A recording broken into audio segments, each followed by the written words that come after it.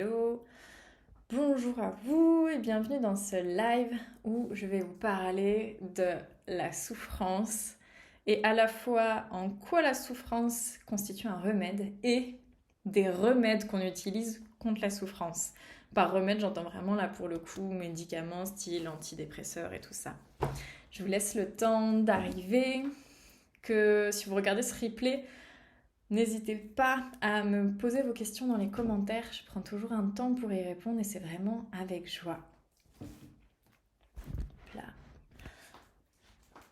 Alors, est-ce que ça a bien fonctionné? Hello. Alors, pour parler, pas où je vais commencer. En fait, j'ai donné il y a 2 mois de ça des ateliers qui parlaient vraiment en profondeur de la souffrance et on a pu s'apercevoir que quel que soit le moment très douloureux qu'on traverse, que ce soit un deuil, une maladie, une rupture, et la vie est riche des différentes façons de nous faire souffrir à quelque part ou qui peuvent nous faire rencontrer la souffrance. Et notre réflexe premier, tout humain, ça va être d'éviter de traverser la souffrance. On cherche un peu comme des bêtes sauvages et apeurées à se sortir de ça. Mais en même temps, notre corps est fait pour ça. On va pas rester à un endroit où on est en train de brûler dans du feu parce que juste notre corps, il va mourir. Donc, c'est des réflexes de notre système nerveux, de la machinerie hyper complexe qui est notre corps, pour nous sortir instinctivement et rapidement de la souffrance. Et du coup, maintenant qu'on est sorti du mode survie, dans le sens où on n'est plus dans nos cavernes, on n'a plus besoin de chasser, que la vie en fait est beaucoup moins dangereuse dans le sens pour notre intégrité physique, on a quand même gardé tous ces réflexes-là de survie. Sauf que notre environnement n'est plus aussi dangereux que ça. Et donc ça donne des fois des choses qui ne sont pas alignées, ne sont pas appropriées, voire vont nous créer de la souffrance. Ce que je vais essayer de décrire du mieux que je peux parce que c'est issu quand même d'un long processus. Ce que je vais essayer de montrer aujourd'hui, c'est, euh, prenons un exemple tout bête. Tu es triste. On nous a éduqués depuis tout petit en nous disant ne pleure pas, c'est pas beau, tiens, mouche-toi, viens, on va faire autre chose, pense à autre chose, tu veux manger quelque chose? Et donc tout ça, c'est mon Dieu, il y a une émotion désagréable. En fait, si tu es triste, c'est qu'il y a une sorte de souffrance, qu'elle soit petite ou grande. Et on a mis énormément de process en place pour mon Dieu, t'es triste? Effaçons ça. Et ce que j'observe, ça fait maintenant 10 ans que j'accompagne des personnes en cabinet, c'est qu'en fait, euh, ça ne s'efface pas.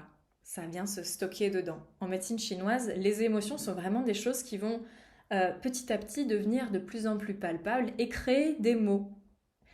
Et chaque organe prend en charge une émotion et donc on peut lire selon la pathologie qu'a la personne, quel genre d'émotion elle a eu du mal à traiter. Et par exemple, pour la tristesse, on va souvent retrouver des pathologies au niveau du poumon. Et en fait, nous, avec notre process, on met des couvertures dessus, on étouffe le problème, entre guillemets, on fait que ça se stocke à l'intérieur de nous. Donc, ça crée des problèmes. Et donc, moi, mon travail, c'est de réaccompagner les personnes à traiter l'émotion qui n'a pas pu être traitée et qu'en fait, on croit qu'on l'a évitée, mais en fait, on l'a stockée. Et ça a créé différents troubles. Et moi, je ne vois plus la souffrance comme... on est d'accord, hein, j'aime pas souffrir. Mais je ne vois plus la souffrance comme quelque chose d'aussi dramatique. Par exemple, en ce moment, j'ai ma grand-mère qui devient petit à petit de plus en plus aveugle et qui pleure, qui se demande quel intérêt ça a de rester là. Parce que c'est vrai que déjà qu'elle n'entend pas beaucoup, de perdre la vue, beaucoup de copines qui sont passées de l'autre côté, je comprends. Et il y a des personnes dans ma famille qui sont vraiment très touchées de ça, qui trouvent, ah mon Dieu, il y a mémé qui pleure et tout. Enfin, c'est assez grave. Moi, je me dis, mais bien sûr, enfin, heureusement qu'elle pleure. Parce qu'elle vit, c'est pas évident. Elle se pose la question de partir ou pas. Ben oui, c'est normal. Il n'y a pas de drame. C'est, c'est le process, c'est sain, c'est sincère. Et mais on a tellement eu l'habitude de tout lisser, de ne jamais montrer parce qu'on croit qu'on arrive à ne rien ressentir que bah, c'est genre, bah, non, c'est grave. Non, on peut se retranquilliser déjà avec ça. Je ne dis pas que la souffrance n'est pas grave. Je l'ai dit, je n'aime pas vivre la souffrance. Moi aussi, j'ai mes stratégies pour essayer de l'éviter. Mais ce que je comprends, c'est que c'est très bénéfique de l'accueillir, d'être sincère avec. Ça va avec le fait d'être sincère avec ses émotions, en fait. Et on est dans une société où on est allé très loin sur le fait d'éviter la souffrance. Euh, Par exemple, à l'hôpital, la ligne directrice, c'est maintenant, c'est zéro douleur. Et du coup, on va nous donner tous les antalgiques nécessaires, et il y a un intérêt à ça. Mais je trouve que c'est assez représentatif de notre société où, en fait, on ne doit pas souffrir. Parce qu'on est une société dite évoluée, et donc la souffrance n'a plus de place. Mais du coup, ça vient comme tout lisser. Et un peu comme empêcher la vie de passer. Et on va aussi beaucoup, en France, on donne énormément d'antidépresseurs pour aider les personnes. Mais est-ce qu'on les aide vraiment? Alors attention, et je comprends tout l'intérêt. Hello, je comprends tout l'intérêt d'être aidé. Et un antidépresseur, selon où tu te situes, selon ce que tu as traversé, c'est comme un ami qui vient te tenir la main et te dire, ok, bonjour, on va continuer, on va garder ce plan de on vit, mais là c'est très dur, je suis là, je te soutiens. Sauf que ça c'est temporaire. Et si tu conçois l'intérêt que ça peut avoir dans une vie, la souffrance, je vais t'en parler après, eh ben, il n'y a pas besoin d'éteindre à chaque fois, de mettre dans du coton, de faire ah c'est bon, ne ressens rien. Et en fait, quand tu prends des antidépresseurs, tu n'es pas spécialement bien, tu es un peu dans le coton, tu es un peu pas assommé, mais en tout cas, tu n'arrives pas trop à réfléchir. T'es pas genre ouais, la vie elle est géniale et tout ça, c'est. Voilà, on n'est pas vraiment sur de la vraie vie. Et donc, je ne blâme pas le fait de prendre des antidépresseurs. Je comprends qu'il y a un intérêt. Je blâme le fait d'automatiser ça. Je blâme le fait de dire que ça, c'est la solution. Pour moi, la solution, c'est la vie. Et à un moment, quand le problème, en fait, ou la perfection de la souffrance, c'est que ça te fait toucher comme la trame de la vie. Tu te dis, tu viens de perdre quelqu'un, ça fait mais tellement mal. Le temps s'arrête. Tu te questionnes sur des questions vraiment profondes et existentielles et tu es un peu comme assommé. C'est tellement irréversible et t'es là. Et en fait, la souffrance, et d'ailleurs le cerveau est super bien fait parce qu'il t'empêche de te rendre vraiment compte. Il va un peu lâcher le truc petit à petit. Une des étapes du deuil, c'est le déni.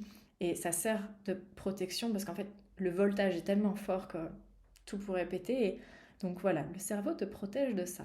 Mais ça t'a fait toucher Ah, tout, tout ça qui est super important d'habitude, de quoi j'ai l'air, de ma maison, de ma voiture, de certaines, je sais pas, une progression professionnelle, tout ça en fait.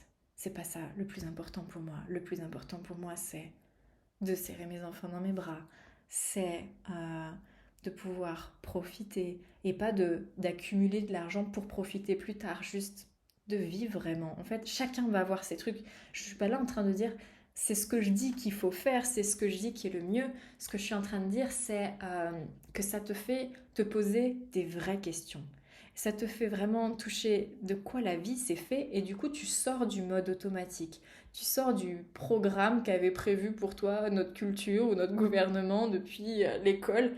Tu te poses vraiment en tant qu'être, en tant qu'individu et tu te dis moi qu'est-ce que je veux. Et la souffrance sert à ça, à te dire qui je suis, c'est quoi la vie, c'est quoi son but.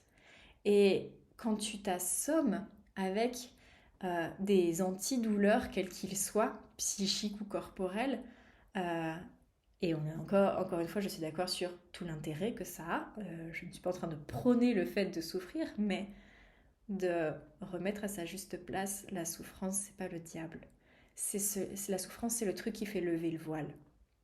Quand tu viens de te séparer, ça met en exergue toutes tes blessures, toutes les choses que tu crois sur toi, tout le film romantique qu'on te vend depuis qu'on te lit des contes de fées avec qui vécurent heureux et eurent plein d'enfants. Ça vient, et des fois tu as besoin de plusieurs fois, ça vient être remis en question pour en gros te dire mais vis ta vraie vie, mais le truc qui vient profondément de toi. Et si c'est atténué, tu n'as pas accès à ça. Et à quelque part, ça rend un peu les humains mous.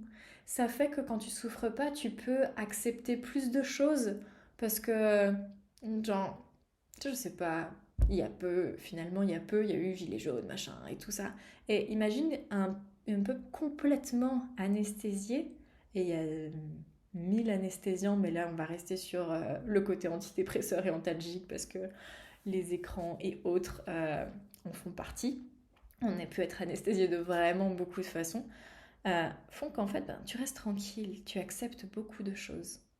Et moi, je vois tout l'intérêt à ne pas tout accepter. Je vois tout l'intérêt à ce qu'il y ait un truc qui te fasse mal parce que tu t'enlèves. Ok, c'est concret quand c'est du feu, tu vas retirer ta main, mais c'est la même chose pour tout. Tu rentres dans une relation, elle te fait mal, ben, si t'es pas anesthésié, pourquoi tu resterais dans une relation qui fait mal? C'est pas si simple que ça. On a des blessures, on a notre éducation, on a vu nos parents, ok. Mais disons que sur le schéma vraiment de base, ça fait mal, je m'enlève. Et donc, c'est un signal. La souffrance est un signal et il est intéressant de la prendre en compte et de ne pas tout le temps l'étouffer. Et la deuxième étape, c'est, une fois que tu as arrêté de l'étouffer, ne pas l'éviter. Parce que lorsqu'on évite la souffrance, comment ça se passe? Ben, typiquement, j'ai souffert d'une rupture. Que disent la plupart des gens, je ne me remettrai jamais avec quelqu'un, non, je ne ferai plus jamais confiance parce qu'on m'a trompé, les hommes ou les femmes sont tous des cons parce que tu as vécu quelque chose qui t'a fait mal, donc tu n'as, bah, par ce truc qui n'a pas été anesthésié, tu t'es enlevé et tu dis plus jamais.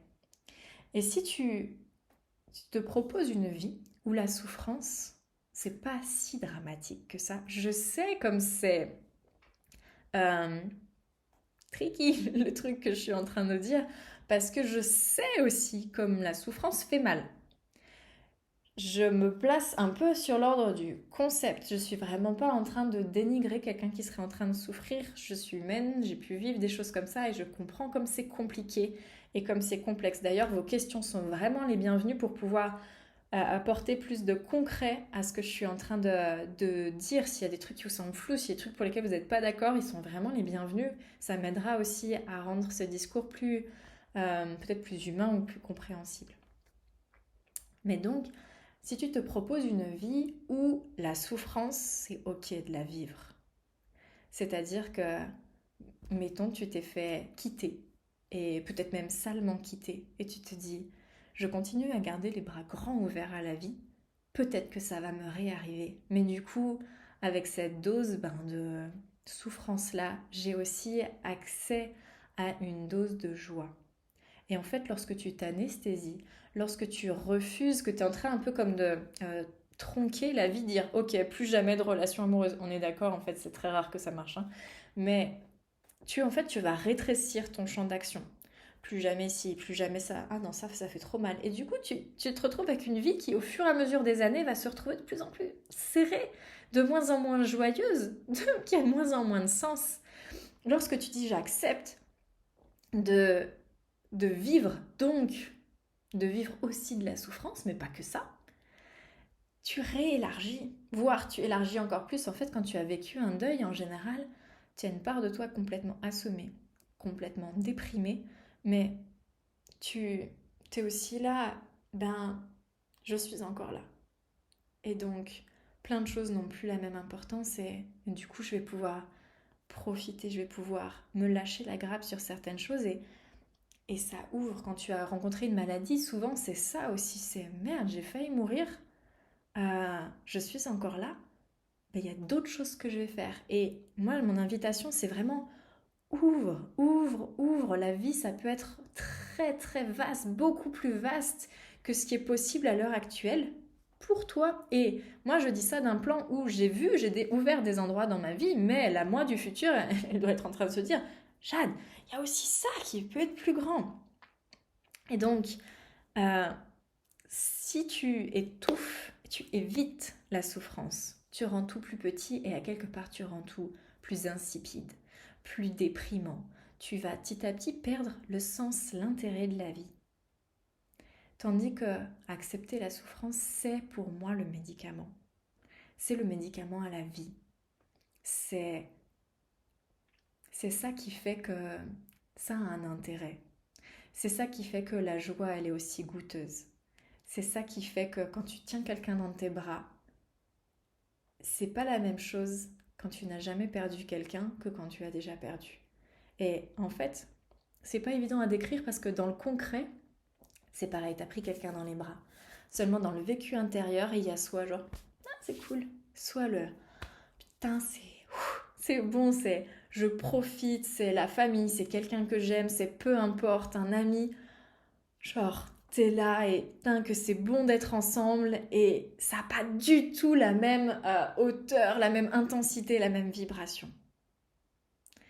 Ça, ben, c'est un peu comme le yin et le yang. Je sais pas si tu vois ce dessin taoïste avec un côté blanc avec un petit rond noir et un côté noir avec un petit rond blanc, un peu comme deux poissons qui se courent après. Et ben, si tu n'acceptes plus le noir, la souffrance, le blanc va diminuer la joie. C'est exactement la même chose. Et l'un n'existe pas sans l'autre. Je suis tout à fait raccord avec ce que tu dis. Merci. Euh, Souvent, il faut l'avoir. En fait, je pense qu'il faut l'avoir vécu par nous-mêmes. On va pas aller se faire du mal pour sentir la joie. Ça serait un peu contre-productif. Bien que j'observe que dans notre société qui est de plus en plus anesthésiée, finalement, il y a il y a une recherche d'intensité, par exemple par les Ironman, par différentes choses où tu vas chercher à pousser tes limites. Pourquoi on a besoin de ça? Parce qu'en fait, c'est ça qui nous fait nous sentir vivants, c'est ça qui va ramener un peu le croustillant. Du coup, moi je trouve qu'il y a des endroits où on va basculer dans de l'extrême, justement pour ressentir, je te disais, on sent un peu de quoi la vie s'est fait, la trame. Ben, voilà, on a besoin de ça. Et donc, tu es tellement anesthésié d'un côté, tu vas sentir voilà, la force de l'autre. Les drogues dures, pour moi, pourquoi ça s'enflamme autant? Ben, c'est un peu, j'ai pris l'habitude, les médicaments, les petites capsules comme ça n'a aucune importance. Ben, je m'anesthésie d'un côté, j'ai besoin de toujours, en fait, je suis à la recherche de cette vie-là. Et en fait, elle peut se faire d'un point de vue qui est le mien, hein, qui n'engage que moi, euh, qui a une certaine simplicité de j'accepte. J'accepte que des fois, ben, je morfle. Et au plus je dis oui, au moins je morfle longtemps et au moins c'est dur. Je dis ça quand c'est ok, c'est facile, quand c'est sur le plan du concept. Quand moi j'ai quelque chose de douloureux qui m'arrive, je suis pas tout le temps en train de dire là, mais oui, oui, pas de problème, je vais sentir beaucoup de joie après. Non, moi aussi je me braque. Moi aussi je dis non. Seulement, ben, d'étape en étape, je comprends tout l'intérêt. Et du coup, j'arrive plus facilement à dire OK au bout d'un moment. Et c'est grâce à ce OK que ça passe, que du coup, j'ai plus vite accès à la joie, que je comprends aussi l'enseignement qui est derrière et j'ai la croyance que, et c'est grâce à la souffrance que j'ai développé aussi cette croyance de me dire euh, la vie me veut du bien. Donc si j'ai ça de difficile qui se présente à moi, il y a un intérêt. Quel est cet intérêt? Quel est le cadeau, désolé, derrière ça? Voilà, j'ai délivré le gros de mon message. Si vous avez des questions, je suis à votre dispo encore quelques instants. N'hésitez pas à lever la main si vous êtes en train d'écrire un truc comme ça, je vous attends. Qu'est-ce que je pourrais avoir à ajouter de plus sur ça? Accepter de ne pas accepter de souffrir. Je crois que c'est la clé. Parce que je ne suis pas toute seule à dire dis oui, le fameux, pas ce terme, lâche prise. Euh, Mais en fait, on en est rendu à un endroit où on va se culpabiliser de ne pas lâcher prise ou se culpabiliser de ne pas arriver à dire oui. Et en fait, ça passe aussi par c'est ok, en fait, t'es pleinement humain et tout ton corps, je te le disais au début, il est fait de façon à t'éviter de souffrir. Donc, s'il y a des moments où t'es pas en plein amour et accueil de tout ce que la vie te présente, c'est normal, juste. Et on peut juste se lâcher la grappe avec ça. Mais en fait, ce que je prône, c'est quelque part vraiment un retour à simplicité, simplicité. La vie, elle sait, le corps, il sait. Juste calme ton mental, rassure-toi. S'il y a des choses en toi qui ont besoin d'être bichonnées, soignées, offre-toi. Parce que oui, ça fait mal, donc il y a besoin de prendre soin de ça. Sois comme humble et suis le flot. Voilà pour la conclusion. Je ne vois pas de questions, donc je vais vous